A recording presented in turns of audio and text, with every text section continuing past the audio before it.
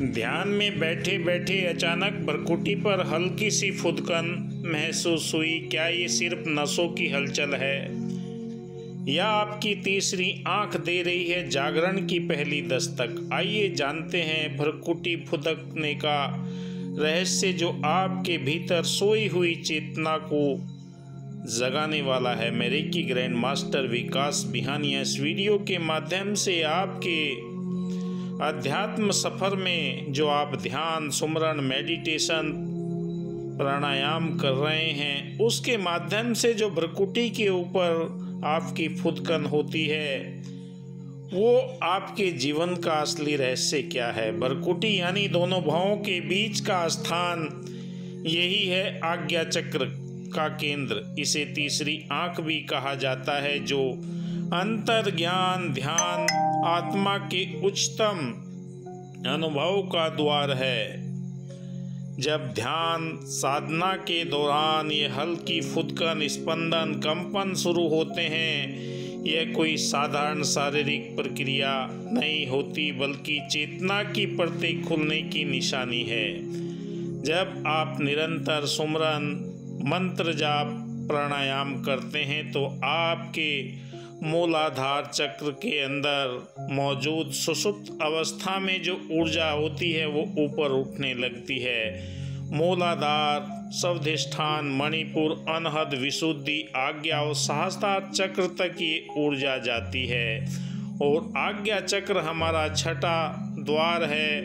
हमारे जीवन के अंदर जो ऊर्जा के केंद्र हैं, शरीर के अंदर जो ऊर्जा के केंद्र है उसके माध्यम से ही हमारी थर्ड आई जागृत होती है, जो हमारी आत्मा ब्रह्मांड के साथ में एकमिक होने के लिए व्याकुल रहती है। यथा पिंडे तथा ब्रह्मंडे, इस शरीर रूपी पिंड में जो तत्व मौजूद है वो ब्रह्मांड के अंदर भी मौजूद है। तो ये हमारी अंतर्दृष्टि जब उच्च अवस्था की ओर बढ़ती है, ध्यान साधना के दौरान हमें ये कंपन महसूस होते हैं। तो ये शारीरिक क्रिया साधारण नहीं होती, अध्यात्म की उस सुप्रीम सत्ता के साथ में आपका आत्मिक कनेक्शन जोड़ने के लिए होती है। फुदकन का रहस्य क्या है? कई साधक पूछते हैं कि ये क्या होता है, क्यों होता है, कब होता है, कैसे होता है।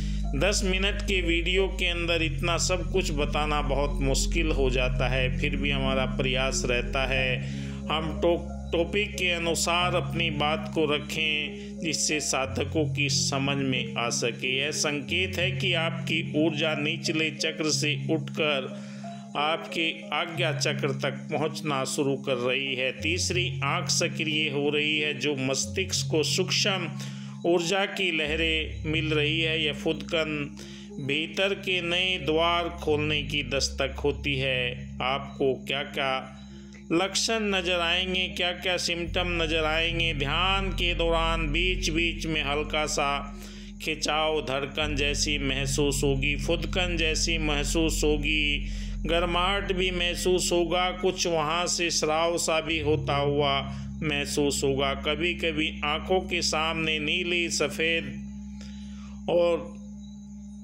सुनहरी झलक रोशनी की आपको दिखाई देगी। अचानक शांत या भीतर से जागने का एहसास होगा। सपनों का अंतर्ज्ञान भी स्पष्टता में बढ़ोतरी होना शुरू हो जाएगी। आपको ऐसे सपने आएंगे जैसे कोई आपने एक ऐसा मंदिर देखा है जहाँ पर बहुत ऊंचाई पर मंदिर है, देवी देवताओं के दर्शन भी होंगे, आपको आपके पूर्वजों के दर्शन भी होंगे।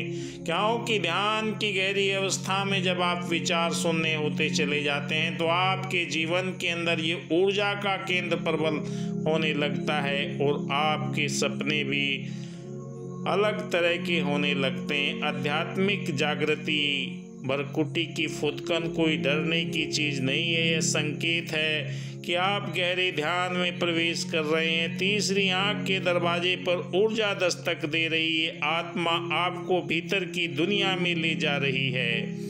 क्योंकि इस दुनिया को पाने के लिए लोग न जाने कितने कितने वर्षों तक तपस्या करते हैं। आप बड़े भाग्यशाली हैं जो आपको ये अवसर मिल रहा है। आपके चक्रों से होते हुए ऊर्जा आपके आज्ञा चक्र पर पहुंच रही है। जिनके नहीं पहुंच पाई वो अभ्यास करें, निरंतरता अपनाएं। कोई ऐसा नहीं है कि नहीं हो पाएगा, क्योंकि जिन्होंने अनुभव किया है उनके जीवन के अंदर ये चीज़ें आती है।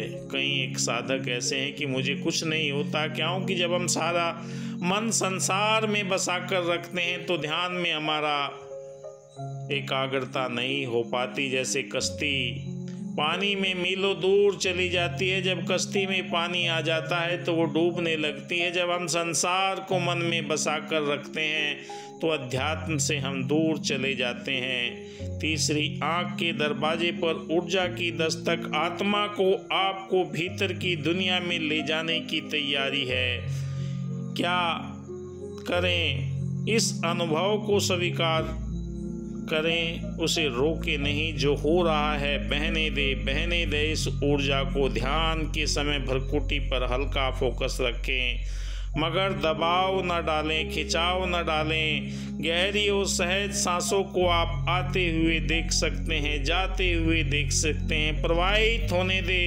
डीप मेडिटेशन की अवस्था में अपने आप को पहुंचने दे। साधना के बाद अनुभव को लिखे, क्योंकि ये धीरे धीरे बड़ी चेतना यात्रा प्रारंभ हो रही है। आपके जीवन के अंदर जो जो आप गहरी ध्यान की अवस्था में पहुंचते हैं, आपकी मन की स्थिति बदलती चली जाती है। हृदय के अंदर दया के, करुणा के, प्रेम के, नम्रता के, मिलवर्तन के, भाईचारे के, एकत्व के गुण आने लगते हैं। क्योंकि हमारा जो आज्ञा चक्र है ब्रह्मांड से जुड़ने की, वो ऐसी स्टेशन है, ऐसी रिसीविंग सेंटर है जो तरंगों को पकड़ते हैं। क्योंकि ब्रह्मांड से आने वाली एक एक क्योंकि ऊर्जा तरंगों के रूप में ही हम महसूस कर पाते हैं।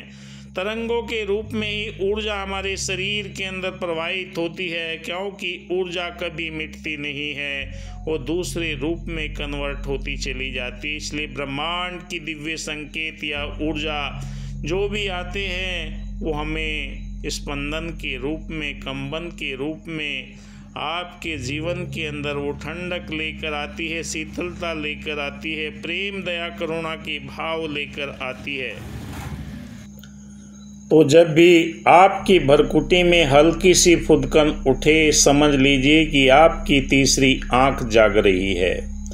यह आत्मा को बुला रही है भीतर की उस यात्रा पर जहां प्रकाश, शांति और दिव्यता का इंतजार कर रही है। हमारे शरीर के अंदर मौजूद परमात्मा ने पहले ही सारी दिव्य गुण प्रदान किए हुए हैं, पर जब तक उन्हें सही मार्ग नहीं मिलता तब तक वो एक्टिवेट नहीं हो पाते। सुप्त अवस्था में ये एनर्जी रहती है, और जब ये एनर्जी अपने मूल पिता परमात्मा के साथ में मिल जाती है तो जीवन का आवागमन का चक्र समाप्त हो जाता है। मनुष्य योनि का प्रथम और अंतिम लक्ष्य अपने मूल की पहचान करना।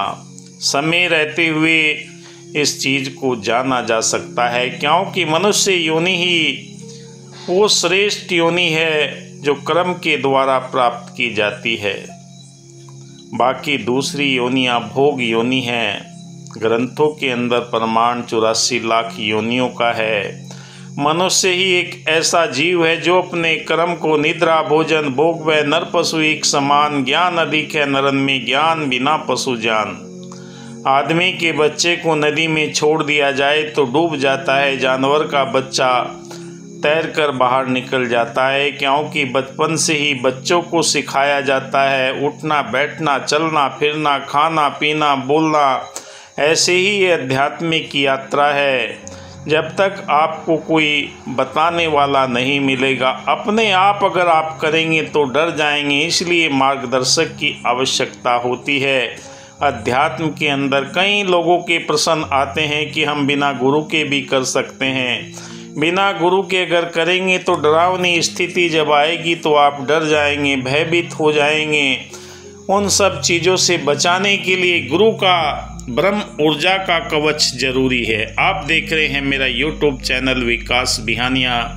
वीडियो अच्छा लगे तो लाइक कीजिए, शेयर कीजिए। अगर आप अपने शरीर के अंदर मौजूद ऊर्जा शक्ति को पहचान कर अध्यात्म के सफ़र पर निकलना चाहते हैं तो रेकी सीखिए। दिए हुए नंबर पर संपर्क करें। ऑनलाइन ऑफलाइन दोनों स्थिति में हम शक्तिपात करके आपके चक्रों को जागृत कर सकते हैं और आपके जीवन के अंदर सुख समृद्धि शांति धन वैभव आएगा। धन्यवाद। जय हिंद।